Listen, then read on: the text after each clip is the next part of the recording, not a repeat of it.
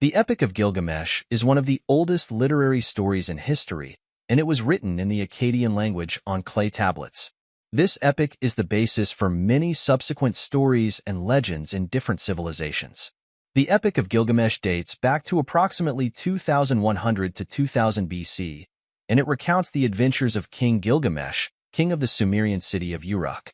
The origins of Gilgamesh. Gilgamesh was the Sumerian king of Uruk, who ruled around 2600 BC.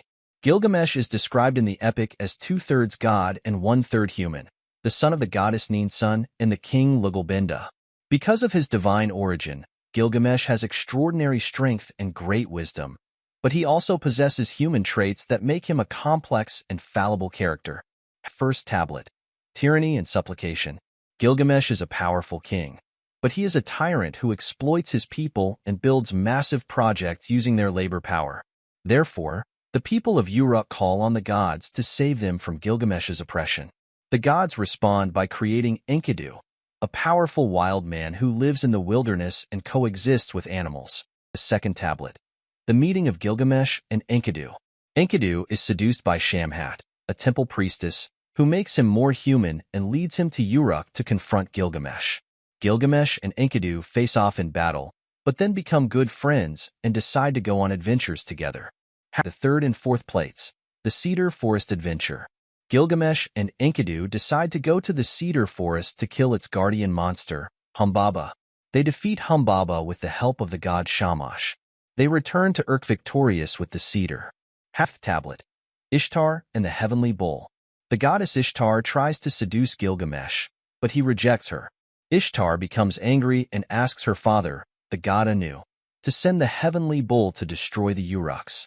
Gilgamesh and Enkidu defeat the bull, but the gods decide to punish Enkidu with a deadly disease.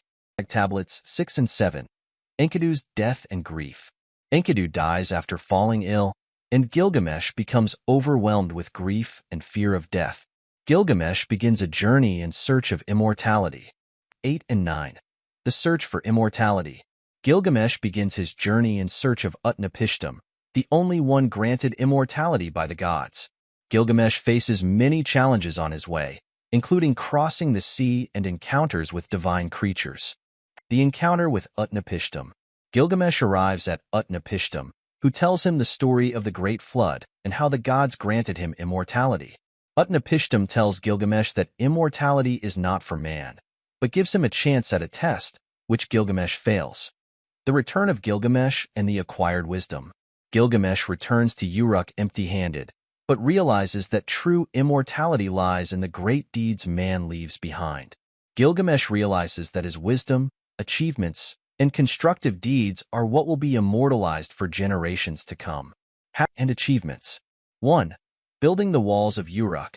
Gilgamesh is famous for building the walls of the great city of Uruk, which is one of his most notable achievements.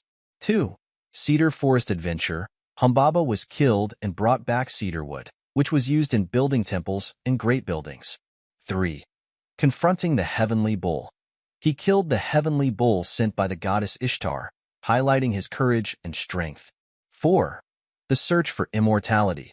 His long journey in search of the secret of immortality, which led to him gaining new wisdom about life and death. The Epic of Gilgamesh is one of the oldest and greatest literary stories that left a significant impact on world literature.